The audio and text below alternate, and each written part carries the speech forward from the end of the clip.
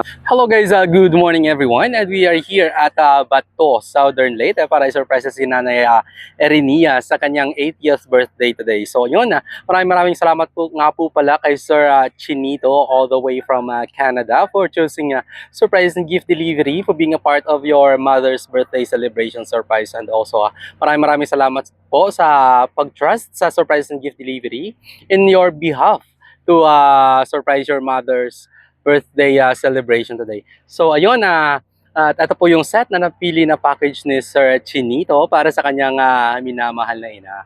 Meron po tayo ditong 5,000 worth of money bouquet, and of course our customized cake, and meron po tayong free na wine, and of course ang ating food.